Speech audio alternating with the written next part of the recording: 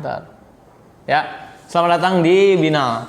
Di kanal YouTube Telas di seri konten Binal. Nah, kita udah sama Logi. Halo guys. Nah, jadi di episode kali ini kita bakal cerita pengalaman Logi menjadi apa waktu itu di BMU? Di Bina Desa. Sebagai apa? Menteri kah? Enggak lah. Jadi staff lah. Oh, jadi staff. Kenapa milih daftar padahal baru tahun pertama? Sebenarnya pengen ini aja sih, karena kan latar belakang dari SMA kan emang sering ikut pemberdayaannya. Saya nggak diterusin gitu. Dan kesempatan itu kan yang lagi kosong-kosongnya itu semester 1, semester 2 gitu. Terus? Nah jadi di semester 3 itu biar bisa fokus sama hal lain. Emang waktu SMA ngapain? Di SMA dulu itu sering ikut kegiatan pemberdayaan juga, ikut pemberdayaan masyarakat. Terutama aku lebih khususnya itu di pemberdayaan perempuan dan perlindungan anak gitu kan. Ngapain aja tuh pemberdayaan perempuan dan pemberdayaan anak? Nah, kalau di tempat itu ada namanya Forum Anak, Bang. Nah, di Forum Anak itu tuh di bawah naungan Dinas PPPA kalau nggak salah. Apa tuh PPPA? Pemberdayaan Perempuan dan Perlindungan Anak, PPPA itu. Bagus kalau hafal. Nah, itu tuh bertugas bagaimana itu melakukan aksi kolaboratif itu bersama dengan dinas itu untuk melakukan pemberdayaan, pencegahan pernikahan usia anak, pencegahan kekerasan terhadap perempuan, kemudian stunting juga masuk di situ. Pokoknya kegiatan-kegiatan yang berkaitan dengan pemberdayaan berkelanjutan itu perempuan anak sih lu fokusnya. Contoh teknisnya apa? Misal kau seminar atau kau datang problem solving, terus kau mendata, mensurvey, apa tuh yang datang ke masyarakat secara langsungnya? Nah, ini aku mau ceritain ininya ya. Kenapa itu Forum Anak ini ada urgensinya ada di sana? Karena di Lombok itu, khususnya di daerahku di Lombok Utara itu, antara hukum dan ini tuh bertolak belakang, Bang. Jadi di hukum itu kan nggak boleh itu menikah di usia anak. Ya. Tapi di daerahku itu ada namanya awik-awik desa. Apa tuh? Awik-awik desa itu aturan yang dibuat oleh sekelompok masyarakat desa itu. Nah, aturannya itu salah satunya itu adalah ketika anak laki-laki dan perempuan pulang di atas jam 10, maka dia harus dinikahkan. 10 malam? Iya, 10 malam. Mau berapapun umurnya. Wajibul kudu itu? Hah? Wajibul kudu? Harus siap tidak siap harus menikah. Terus gimana? Maksudku, ada gak orang yang sengaja keluar dari jam 10 supaya dinikahin? Ada unsur kesengajaan, ada unsur ketidaksengajaan. Nah, unsur kesengajaan ini biasanya itu dimanfaatkan si pihak laki-laki yang tidak disukai oleh perempuan. Jadi diajak main, tapi dipulanginya telat. Nah, unsur kesengajaan ada yang udah dibuat janjian, tapi emang dilakukan anak-anak yang dilakukan secara langsung gitu. Yang paling muda mereka menikah di usia berapa? SMP kelas 1? Kayaknya aku pernah nemunya SMP kelas 1. Cowoknya, ceweknya? Dua-duanya. SMP kelas 1. Jadi di sana itu masih marak banget terkait dengan pernikahan usia anak. Karena undang-undang itu bertolak belakang dengan hukum yang adat yang ada di masyarakat. Nah, artinya mulai dari Forum Anak bersama dengan Kementerian PPPA itu berusaha gimana caranya supaya awik-awik desa ini dikesampingkan. Nah, kemarin itu ada peraturan daerah kalau nggak salah yang atur tentang itu. Oke. Implikasi yang kamu lihat dari pernikahan anak itu apa di sana? Ini nih. Bahkan kalau di sana itu mereka nikah misalnya kelas 1 SMP. Nggak sampai berapa bulan, berapa minggu itu udah selesai. Selesai itu. Kadang mereka ada anak pihak perempuannya yang ketika udah cerai ternyata hamil. Nah, itu peran dari Forum Anak itu. Jadi peran pemberdayaannya itu bagaimana merehabilitasi anak-anak yang menjadi korban tindakan-tindakan seperti itu, korban pernikahan usia anak. Atau juga ada beberapa juga yang itu selain langkah penindakan tapi juga ada langkah pencegahannya melalui kalau di Forum Anak itu ada namanya FGTS namanya, Palu Girls to School. Terus ada juga namanya Temu Anak itu diisi dengan kegiatan edukasi masyarakat atau anak-anak supaya nggak menikah usia dini gitu. Ada dampak psikologis gak yang terlihat. Maksud gue gini, kalau misalnya awik-awik desa itu ternyata hasil kesepakatan warga desa, ada implikasi negatif gak ke anak-anaknya yang itu kan jatuhnya mereka berbuat salah ya, lebih dari jam 10 terus dinikahkan gitu. Dampak yang ditimbulkan dari itu apa? Kayak misalnya anaknya gak mau sekolah, atau mereka malah sekolah sambil menikah gitu? Apa Nah, salah satu implikasinya itu adalah anak-anak yang nggak mau melanjutkan sekolahnya. Padahal secara ini kan nggak ada yang mengatur anak-anak nggak boleh sekolah lagi kalau udah menikah kan? Iya. Nah itu dampaknya. Jadi korban bully, janda di bawah umur. Sama ada juga dia itu ini bocah melahirkan bocah, paham gak bang maksud itu?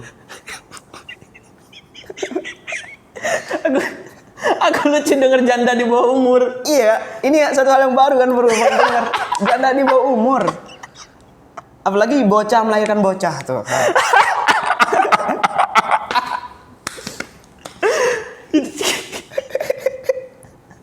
Emang janda yang cukup umur berapa? Ya janda yang ideal menyusul udah menikah gitu. Oh, iya. Ini kan janda di bawah umur. Artinya gitu. Ini pasti abang baru dengar kan? Iya baru denger itu. Nah itu. Nah, Ini aku ketawa bukan mengetawakan Kasusnya. fenomenanya Iya, ya, enggak, betul. cuman lucu aja janda di bawah umur. Ya itulah fenomena yang terjadi. Berarti mereka di kartu keluarga di usia segitu janda gitu. Iya. Tapi secara administrasi kan mereka nggak dapat ini bang. Oh enggak dapat Secara pengakuan. legalnya nggak ada pengakuan. Tapi secara adatnya mereka sah karena udah melalui prosesi adat kan. Sorry, ini agak melenceng. Tapi pernikahan mereka diisi oleh romantisme ala-ala remaja gitu gak? Oh ya pasti bang. Oh iya. Kayak misal mereka maksudnya gini, ada gak yang menikah dininya tapi mereka juga mengiyakan gitu? Nah ini aku ceritain kasus. Itu pernah satu pernikahan usia anak itu ada beberapa faktor itu yang menyebabkan. Pertama karena faktor dipaksa keadaan misalnya keterpaksaan keluarga. Kalau di tempatku itu tuntutan keluarga yang pertama. Itu tuntutan keluarga itu kenapa? Karena misalnya dia tinggal cuman sama neneknya. Misalnya yang laki-laki tinggal sama neneknya. Kemudian dia mau lanjut kuliah misalnya atau misalnya anak-anak konteksnya. Dia tuh nggak ada ini untuk dapat ngurusi neneknya. Akhirnya salah satu jalannya itu adalah carikan orang, kamu menikah supaya ada yang ngurusin ini gitu. Nah, kemudian yang kedua itu ada karena faktor suka sama suka. Nah suka sama suka ini maksudnya itu adalah anak-anak yang memang apa itu ya? Ya paham lah gitu, cinta monyet segala macam, artinya mereka masih belum cukup secara mentalitas untuk dapat menikah, tapi secara ini mereka mau nggak mau mereka harus menikah gitu karena dengan alasan suka sama suka itu. Nah, dan alasan suka sama suka ini kalau mau diperluas lagi, Bang. Bahkan yang lebih parahnya itu adalah di sana itu kan ada juga yang menikah karena kecelakaan gitu. Kecelakaan yang dimaksud itu bukan tabrakan, itu beda lagi, Bang. Maksudnya itu kecelakaan yang dimaksud masa ditabrak motor sah gitu. Enggak juga kan. Maksud kecelakaan yang dimaksud itu adalah misalnya seorang anak perempuan yang udah terlanjur, Abang pernah dengar anak kelas 2 SMP, kelas 1 SMP itu dihamili. Hamil gitu. Dan ketika ditanya, yang menghamili ini adalah pamannya sendiri. Ketika ditanya, ini alasannya apa? Sama-sama suka. Nah artinya ini mau nggak mau harus ini gitu. Karena pertama untuk menjaga image keluarga dan yang lain-lainnya. Itu ada yang jalan nggak sih hubungan sama suka sama sukanya? Kayak misal anak nih, dua-duanya di bawah umur.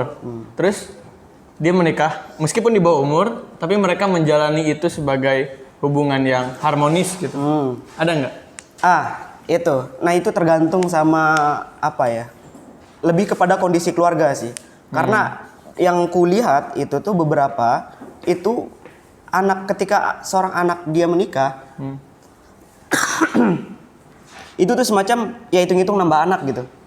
Ya dari keluarga hitung nambah anak ya. Artinya ketika kondisi ke perekonomian keluarganya bagus, terus baik gitu, ya artinya hubungan anak ini pun meskipun menikah di bawah umur tuh tetap jalan aja gitu. Dan mereka punya anak? Ada yang sampai punya anak. Yang bocah ngelahirin bocah itu? Iya, kita tuh udah jadi hal yang lumrah di situ. anak SMP yang melahirkan kayak gitu.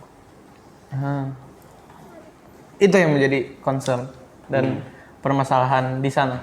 Iya, itu salah satu concern dari forum anak itu adalah yang kemarin di ini tuh adalah terkait dengan pernikahan usia anak itu, karena itu dampaknya besar banget di situ.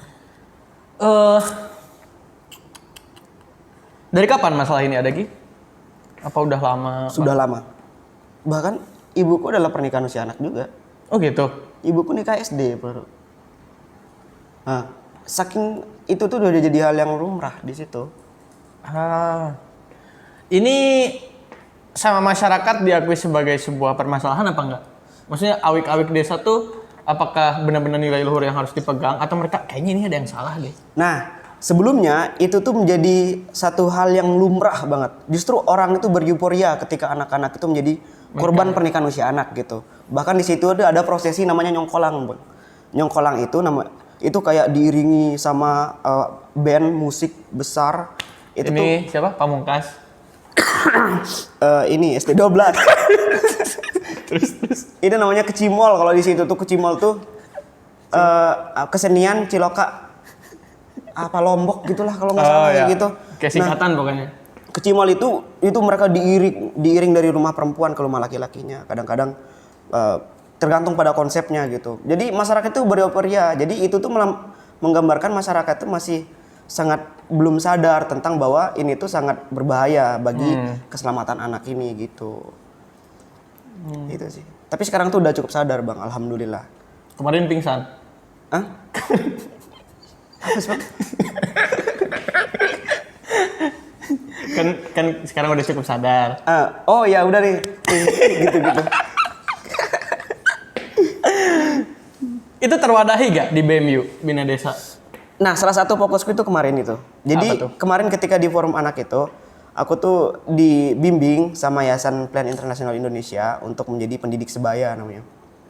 Pendidik sebaya itu menjadi educate untuk anak-anak gitu di usia dini. Fokusnya kemarin itu untuk pencegahan sama pencegahan pernikahan usia anak sama kekerasan terhadap perempuan. Nah, itu yang kemarin aku konsepkan di Bina Desa itu. Makanya aku ditempatkan di pendidikan karena memang dari menteri itu ngelihat latar belakangnya forum anak segala macam ini pas untuk pendidikan anak gitu. Nah, aku bawa konsep itu yaitu konsep pencegahan pernikahan usia anak. Tapi di Jawa tuh masih rendah banget. Apa tuh? Pernikahan usia anaknya. Ya bagus dong berarti. Iya, rendah banget. Lu bilangnya masih rendah. Iya, masih rendah. Nggak perlu naik. Nggak perlu naik. Nah, itu yang aku bawa konsepnya kemarin. Nah, cuman karena pas ini ke desanya itu, ternyata pernikahan di sana tuh masih sangat rendah gitu. Alhamdulillahnya sangat rendah. Akhirnya konsep yang aku bawa itu lebih kepada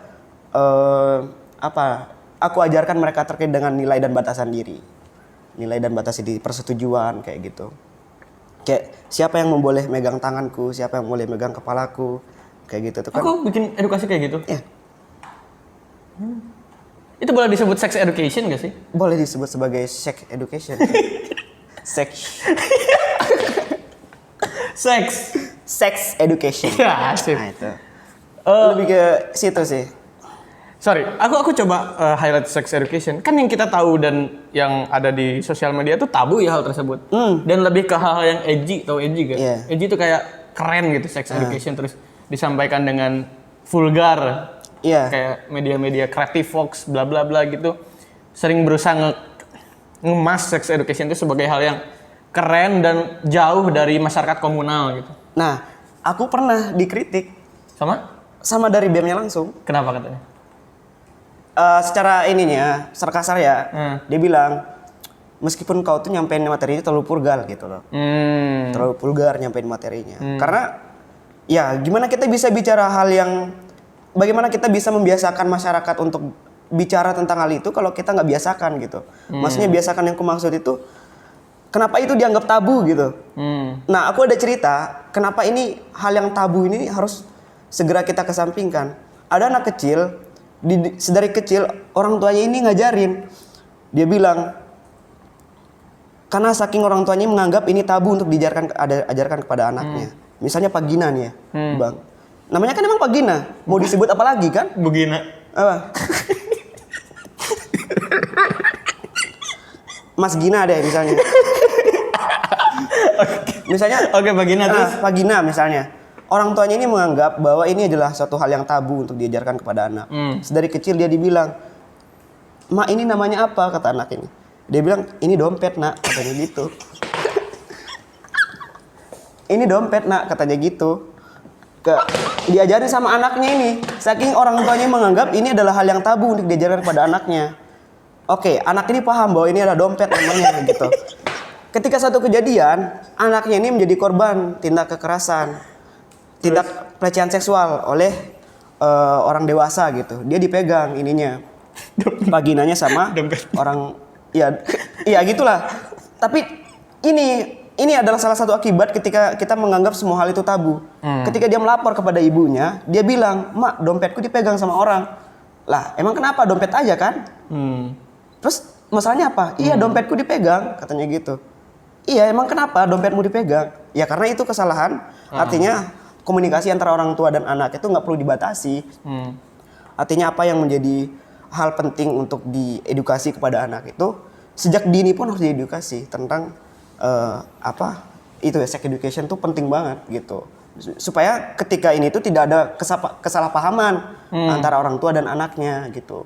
Dan itu bisa dipaparkan terhadap masyarakat yang komunal berarti? Boleh. Sebenarnya secara ini tuh masyarakat itu terlalu menganggap tabu. Contohnya kita berbicara masalah sex education. Itu kan seks itu selalu diartikan tuh hal yang porno gitu loh. Tapi pada kenyataannya kan itu sangat penting untuk mengajarkan anak itu nggak terlalu enggan untuk bicara bahwa kamu nggak boleh gitu loh. Gitu sih poinnya. Gimana ya? Aku ngelihatnya gini, sex education itu hanya menjadi topik ibu kota gitu. Hanya menjadi topik yang bisa diamplifikasi oleh mereka yang merasa berhak untuk menyatakan tersebut dan bahkan sengaja membahas tersebut dengan tujuan untuk menaikkan engagement mereka. Yang bikin aku penasaran dan unik itu gimana caranya buat ngasih tahu hal tersebut ke masyarakat yang belum well educated gitu. Maksudku di lingkungan ibu kota aja masih sering dianggap tabu oleh kalangan konservatif. Apalagi ini di desa gitu. Kayak gimana mulainya gitu? Ayo kita belajar sex education, kan nggak mungkin kayak gitu. Iya. Nah, ini menurut pandanganku ya konsepnya tuh bagus. Maksudnya seperti ini. Ada perbedaan antara masyarakat di kota dengan masyarakat di desa. Masyarakat di desa itu penuh dengan keterbukaan. Keterbukaan yang kumaksud itu gini. Mereka itu ketika melihat seseorang ini harus disegani, mereka akan menerima apapun yang menjadi informasi yang harus mereka terima gitu. Sama halnya dengan sex education ini misalnya. Ya. Sex education ini ketika melihat orang ini berbicara bagus, penyampaiannya bagus, kemudian kira-kira itu bisa diterima dengan akal sehat gitu, pasti mereka bakal terima, Bang. Nah, itu perbedaan antara masyarakat di desa sama masyarakat di kota. Sorry, berarti kau mau bilang bahwa masyarakat desa ini lebih inklusif, lebih bisa menerima? Iya, betul. Kalau aku lihat begitu. Karena kalau masyarakat di desa itu kan sumber daya manusianya masih sangat rendah. Nah, itu yang perlu kita bantu, kita dorong. Artinya ketika kita memanfaatkan keterbukaan itu, keterbukaan itu menjadi celah kita untuk bisa mengedukasi masyarakat tentang pentingnya sadar tentang hal ini gitu. Oh gitu ya ternyata? Iya, kalau aku lihat tuh begitu. Kalau masyarakat di kota kan kita datang misalnya, kita sosialisasi di mana misalnya di kota. Tentu mereka sudah terkontaminasi dalam dunia-dunia yang ini kan. Kalau di masyarakat di desa itu kontaminasi apa? Jadi kalau kita disegani misalnya, kita nyampein ini, itu bermanfaat, pasti mereka bakal terima. Tapi kalau masyarakat di kota, karena sumber daya mereka tuh udah tinggi, mereka anggap ini adalah hal yang udah biasa lumrah terjadi, itu nggak bakal diterima. Tanggung jawab mahasiswa bukan buat itu? Nggak, pemberdayaan masyarakat itu bukan karena kita seorang mahasiswa, tapi karena kita manusia. Jadi semua orang tuh berhak untuk itu. Jadi kan mahasiswa itu kan selalu mengonteskan, mahasiswa itu adalah peran pemberdayaan penting di situ. Tapi yang dikonteskan dulu lah, kita tuh manusia gitu. Saya. Untuk merumuskan kalimat sesolid itu, pasti ada latar belakang yang memicu. Kau bahkan bilang bahwa pemberdayaan manusia itu, atau pemberdayaan masyarakat itu penting. Nah, ada gak sih, Masku gimana ya bilangnya? Apa sih tujuan yang bakal, atau goals yang bakal diraih, kalau ternyata kita dari awal udah bisa sepakat bahwa pemberdayaan masyarakat itu penting? Kayak misal gini, misal kita pengen punya nilai IELTS bagus, pentingnya belajar bahasa Inggris. Nah, untuk pentingnya belajar pemberdayaan masyarakat, di sininya tuh apa? Garis finishnya tuh apa? Kenapa aku pakai kalimat tadi? Karena itu berangkat dari, kalau cuman sekedar kita melakukan pemberdayaan masyarakat karena kita bertugas di PPPA misalnya, cuman sekedar karena kita pakai baju dinas, pakai alma mater, hanya sekedar pakai seragam. Ketika kita nggak pakai seragam itu berarti kita acuh-acuh sama masyarakat gitu. Jadi maksud yang aku konteskan itu, pemberdayaan itu bukan sebenarnya untuk hanya orang yang punya tugas, tapi sekecil apapun itu, apa yang kiranya bisa kita tinggalkan di masyarakat itu tinggalkan gitu. Bukan karena kita punya alma mater, punya seragam dinas atau segala macam. Kayak gitu. Gitu ya?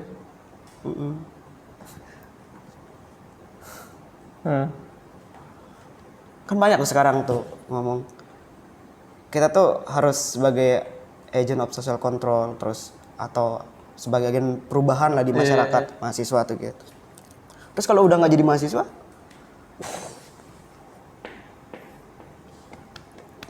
nah gitu. Kalau udah nggak jadi mahasiswa, berarti nggak lagi memberikan perubahan ini kepada masyarakat. Ya betul. Nah, buat teman-teman yang masih bingung masalah pemberdayaan masyarakat dan kenapa itu penting, ada gak kau mau bilang apa sih langkah pertama untuk sampai levelmu sekarang? Emang udah jauh banget level belum? Ya di levelmu sekarang, di levelmu sebagai pemberdayaan masyarakat dan punya kesadaran bahwa ini tuh penting dan identitas yang melekat kepada kita tuh tidak begitu penting untuk kita mau mulai gitu. Betul. Makanya aku pengen tanya, langkah pertamanya apa sih supaya ada di levelmu sekarang?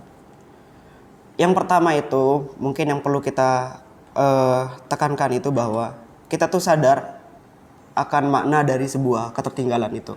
Ketertinggalan yang aku maksud, bagaimana perasaan kita ketika kita menjadi individual yang keterbelakang gitu.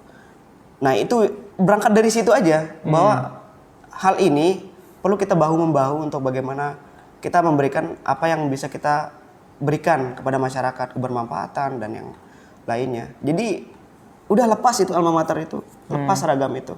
Kita tuh karena kita manusia, kita lakukan pemberdayaan gitu. Oke, terima kasih Logi sudah mau hadir di Binal. Dan buat yang mau menghubungi Logi bisa, kau punya IG-mu apa sih? Like Logi _ Logi Farman. Orang jauh ya? Kenapa? Farman. Sampai jumpa di episode Binal selanjutnya. Dadah. Buat foto Gi, jempol.